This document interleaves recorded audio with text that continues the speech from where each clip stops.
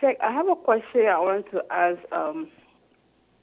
My husband wanted to buy a house, and I told him we cannot buy a house because it comes with mortgage and interest, and it's not. It's a sin, and because one of our neighbor bought a house, but he's saying that because it's a necessity because he needed his own privacy, and he needed a bigger place. So he asked people. He asked another scholar. They told him it's okay. And I told my husband, no, this is not a necessity. If it's a necessity for us, we can get a different apartment because we have a lot of management complex in our area. We can look for another apartment. We have a lower price than what we are paying now. We don't have to get a house with an interest mortgage. We can just leave this apartment we live in and get another management with a cheaper apartment pricing instead of getting a house with mortgage and stuff. So he's saying no. They told him it's okay, but if I keep telling you it's not permissible, but he's insisting on getting it. So he told me he's gonna buy whether I want to come with him or not. I can stay here. He's gonna buy. So I don't know. Like I can't convince him. He told me like he's gonna buy. When I want to stay, I can buy. Yeah. So. Any more questions, Fairuz? No, that's it. Thank you. I will answer you now, inshallah. Fairuz's question is quite common.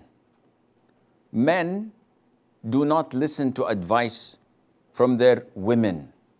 They feel that they are inferior, so they're not worthy of giving advice. And this is totally false. Our Prophet ﷺ sought the advice of his wives and acted upon them, as in the famous story of Sulh al-Hudaybiyah and Salama, when he told his companions to shave and slaughter their sacrifice going back to Medina because they were prevented from entering Mecca and making Umrah. They declined. They could not believe that this was an instruction as they are wearing the ihram. How can we take off our ihram, shave our heads, slaughter our sheep, and we did not even reach Mecca to perform our Umrah? So Salama advised him to not say a word, go out, call the barber, get his hair cut or hair shaved, and slaughter his camel, his sacrifice, without talking to anyone. And this is exactly what the Prophet did, alayhi salatu wasalam, and all the companions followed suit immediately. So it's not manly not to listen to your wife, especially if she's giving you a sound advice. As for Fairuz's husbands wanting to buy a house, a mortgage, and pay riba. We know that mortgage is riba based. It's a loan where you give riba, interest, over that loan. And the problem is when it fluctuates and it goes up. So the property, instead of being $100,000, now with the interest, it's 120. Some say, okay, no problem, I'll pay the 20%. Not only that, throughout the coming years, it may rise up more and more and more according to inflation, etc. So it becomes complex, it becomes compound interest, and all of this is totally prohibited. The third part would be, what would Fairuz do? Because her husband is giving her an ultimatum. Whether you like it or not, I'm buying the house. You want to come?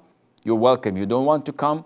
He has no problem with that. I tell you and I give you an advice, go and enjoy the house, because you have zero sin on you living in such a mortgaged house. All the sin, which is a major sin, all the punishment, all the torment in the grave and in the hereafter would be on your husbands. So have no problem. You did your due diligence, you did your duty, you gave him the advice that Allah told you to give him, and alhamdulillah, you made your duty. Now, he is the one who is sinful. Everything that he brings home from his haram earning is halal for you and for your children, because he's the one who earned it. You did your job by advising him. He doesn't want to listen. It's up to him.